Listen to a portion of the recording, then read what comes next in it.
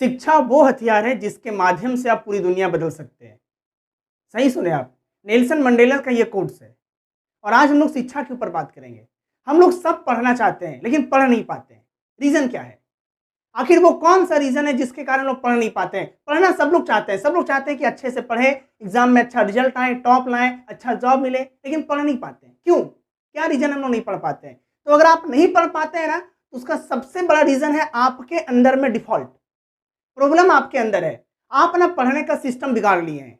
आप अपना पैटर्न खराब कर लिए हैं। मस्ती करने के चक्कर में, घूमने के चक्कर में, मोबाइल के चक्कर में, रेस्टोरेंट जाने के चक्कर में, इधर से उधर अपना टाइम वेस्ट करने के चक्कर में आप अपना अपना पूरा पैटर्न बिगाड़ लिए हैं।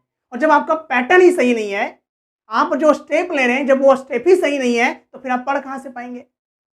पढ़ने के लिए ना पढ़ने का आदत होना चाहिए आपके अंदर।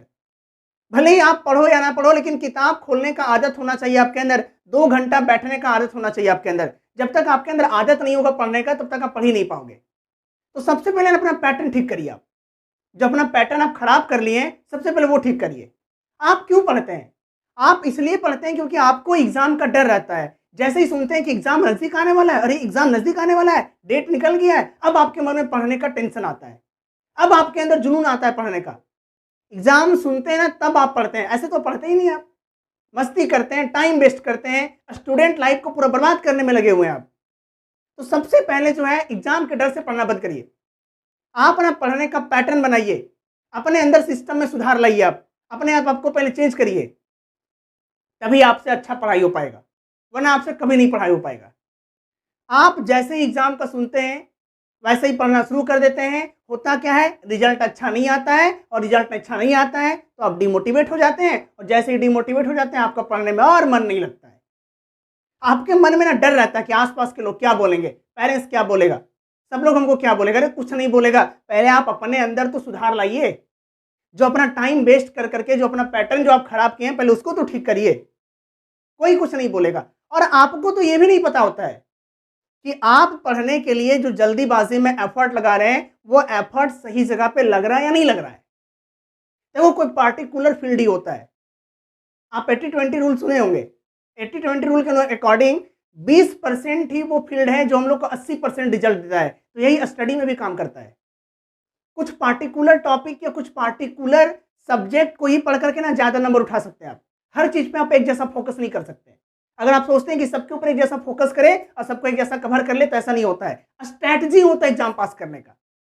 तो सबसे पहले तो आपको यही नहीं पता है कि आप जो एफर्ट लगा रहे हैं, वो एफर्ट आपका वैल्यूएबल है या नहीं है। अगर सही जगह एफर्ट नहीं लगेगा तो सही रिजल्ट नहीं मिलेगा, और रिजल्ट नहीं मिलेगा तो आप डिमोटिवेट हो जाएंगे और फिर आपको पढ़ने में और मन नहीं लगेगा। यही रीज़न है कि हम लोग पढ़ नहीं पाते हैं। हम लोग पढ़ क्यों नहीं पाते हैं? क्या-क्या रीज़न है? आज हम लोग उसके बारे में बात करते हैं। तो पढ़ाई ना करने का सबसे पहला रीज़न है कि हो सकता है कि आप जो फ़ील्ड में पढ़ाई कर रहे हैं, आप जिस एरिया में हैं, वहाँ शायद आपका इंटरेस्ट नहीं होगा।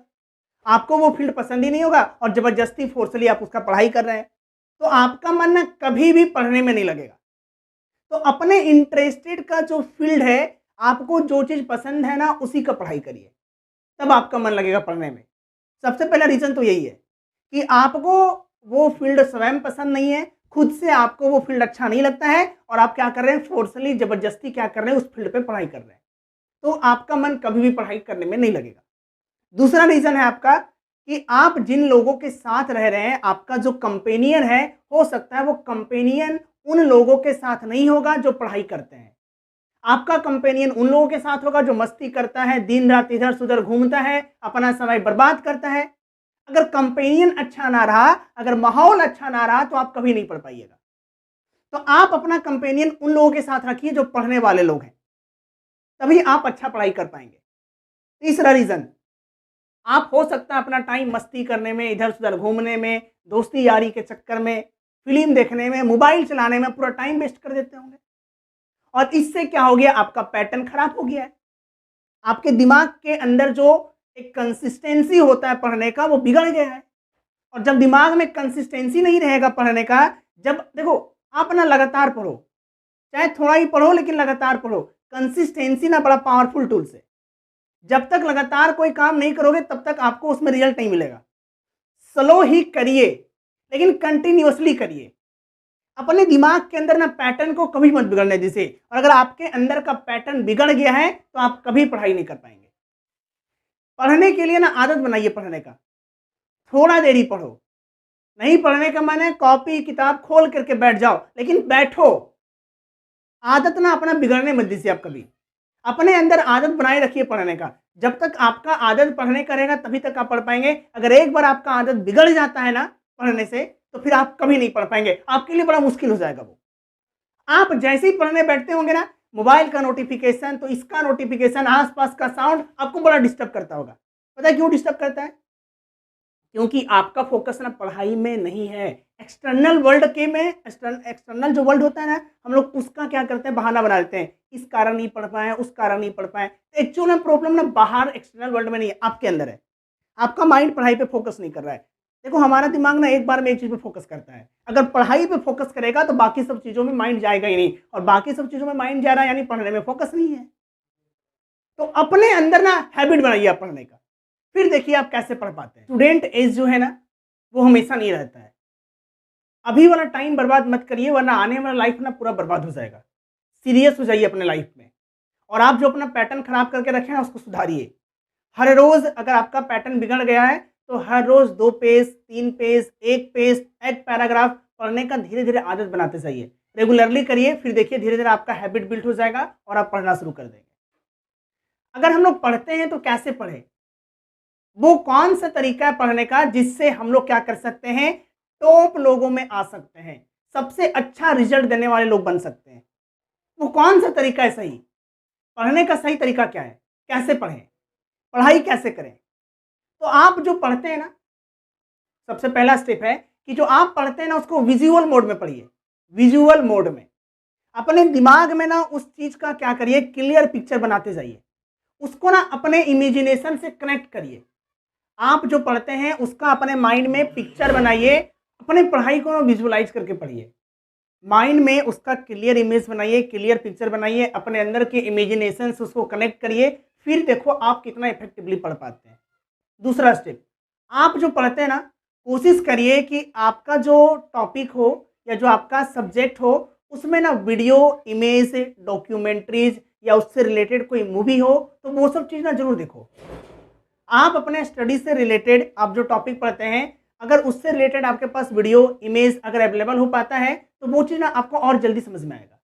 एनिमेशन से पढ़ो आप अलग अलग जगह से, फील्ड से रिसर्च करो। रिसर्च करके इस टॉपिक से रिलेटेड जो भी मटेरियल निकलता है, वीडियो के रूप में, मूवी के रूप में, डॉक्यूमेंट्रीज के रूप में, एनिमेशन के रूप में, चाहे जैसे निकलता है, अगर ये डिजिटल मोड से आप पढ़ाई करोगे ना तो आपको और अच्छा समझ में आएगा और जल्दी समझ में आएगा। हम लोग देखा हुआ चीज़ कभी नहीं भूलते हैं, पढ़ा हुआ चीज़ भूल सकते हैं, लेकिन अगर उससे रिलेटेड पिक्चर अगर हमारे माइंड में बन जाए ना, देखो हम लोग ना पिक्चर कभी नहीं भूलते हैं। अगर उससे रिलेटेड हमारे माइंड में पिक्चर बन जाए तो वो चीज़ ना जल्दी क्लियर हो जाता है और माइंड में अच्छा से सेट भी हो जाता है और याद भी हो जाता है, फिर हम लोग उसको कभी नहीं भूलते हैं। तो आप कोशिश करो कि डिजिटल मोड में पढ़े, थ्योरी के साथ साथ ना डिजिटल भी आप उससे रिलेटेड जो भी डिजिटल कंटेंट अवेलेबल है उसका यूज करिए, फिर देखिए आप कितना इफेक्टिवली पढ़ पाते हैं। तीसरा है, पढ़ाई को ना कभी भी अपने माइंड के सामने टफ मत शो करिए, हमेशा इजी शो करिए, इजी। आपको याद है, आपको जिस काम के लिए मना किया जाए वही काम आप ज़्यादा करते थे, या अभी भी आपको जिसके लिए मना किया जाए आप उसी काम को ज़्यादा करते हैं? जहाँ पे लिखा होता है ये काम करना मना, वही काम आप ज़्यादा करते हैं। तो यही चीज़ ना पढ़ाई में क्यों नहीं यूटिलाइज करते हो? अपने मन को बताओ, पढ़ना नहीं है, बस कॉपी बुक खोल करके बैठ जाना है, टेबल के ऊपर किताब कॉपी खोल के रख देना है। पढ़ना नहीं है, बस खोल करके रखना है। देखो माइंड ना एक नंबर का लीजिए, इसको जैसे इजी मिलेगा ही पढ़ना शुरू कर देगा। आप ऐसा सोचना हमको पढ़ना नहीं है, बस किताब कॉपी खोल के बैठ जाना है, देखना है, अरे ज़्यादा नहीं, 1 या 2 पेज देखना है। और जब कॉपी किताब खोल के बैठ जाओगे, जब 1 या 2 पेज देखोगे तो आपका माइंड ना ऑटोमेटिकली आपको मैसेज देगा कि अब पढ़ लो। जब इतना किए ही हैं तो आगे और कर लेते हैं, यहाँ तक पहुँचे ही है तो आगे और कर लेते हैं, क्या बंद करके रख देना। तो स्टार्टिंग में ना ये मत सोचना कि हमको ढेर सारा पढ़ना है, बहुत पढ़ना है, बहुत सारा टॉपिक कंप्लीट कर लेना है, पूरा एक्सरसाइज खत्म कर देना है। बस ये सोचना, क्या ज़्यादा नहीं, 1 या 2 क्वेश्चन सॉल्व करना है, बस उससे ज़्यादा नहीं करेंगे। बस टेबल के ऊपर कॉपी किताब खोल के बैठ जाएंगे, कुछ नहीं, थोड़ा देर देखेंगे फिर बंद कर देंगे। अब इतना तक तो करो, जैसे इतना करोगे आगे फिर से मैसेज आएगा माइंड को कि जब इतना कर ही लिए तो आगे पढ़ ही लेते हैं। इस तरीके से पढ़ो, फिर देखो आप कितना इफेक्टिवली पढ़ पाते हो। ये बहुत इफेक्टिव तरीका है पढ़ने का। अगला स्टेप है, आप पढ़ते हैं ना तो ऐसे मत पढ़ो कि आप पढ़ रहे हैं, ऐसे पढ़ो कि आप किसी को पढ़ा रहे हैं।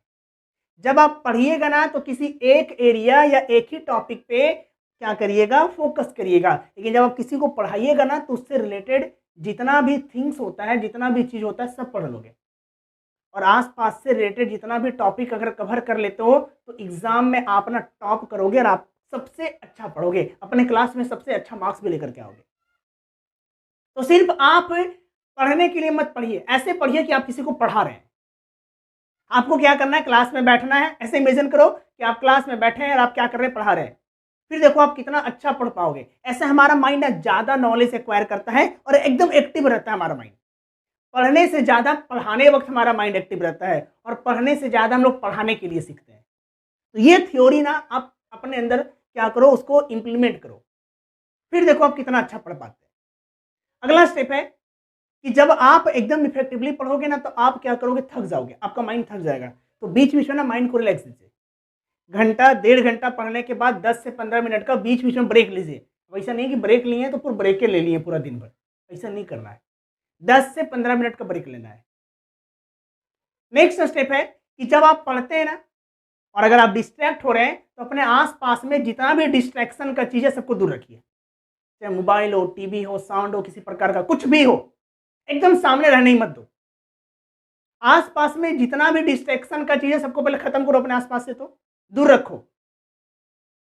कोई भी डिस्ट्रैक्शन का चीज़ आपके आसपास नहीं होना चाहिए। फिर पढ़ो आप, तो ना आप थोड़ा लॉन्ग टर्म में क्या करोगे, अच्छे तरीके से पढ़ पाओगे, थोड़ा ज़्यादा देर तक पढ़ पाओगे। आपके अंदर कंसिस्टेंसी आ पाएगा, आपका माइंड इधर उधर नहीं भटकेगा। तो डिस्ट्रैक्शन का चीज़ अपने आसपास नहीं रखना है। अगर आप फोन से भी डिस्ट्रैक्ट होते हैं तो उसको बेटा, अगर फोन से ही पढ़ते हो ना तो फ्लाइट मोड में करके पढ़ो। जरूरी नहीं नोटिफिकेशन आते रहे, इधर इधर देखने के चक्कर में सारा टाइम गया। नेक्स्ट स्टेप है, जब आप पढ़ते हैं ना तो अपने लिए इजी शेड्यूल बनाइए। आप अगर टाइम टेबल सेट करते हैं तो इजी टाइम टेबल सेट करो, ऐसा कि फॉलो हो जाए। ऐसा नहीं कि बहुत अच्छा प्लानिंग बना लिए और एक्शन लेने के बारी आया तो कोई एक्शन नहीं लिए। तो बहुत अच्छा प्लानिंग करने से अच्छा है एवरेज प्लानिंग करो और एक्शन लो। बहुत अच्छा प्लानिंग करके एक्शन नहीं लेने से अच्छा है ये कि एवरेज प्लानिंग करो और आप एक्शन लो। इजी शेड्यूल बनाओ अपने लिए, ऐसा शेड्यूल कि आप आसानी से फॉलो कर सकते हैं, एकदम आसानी से।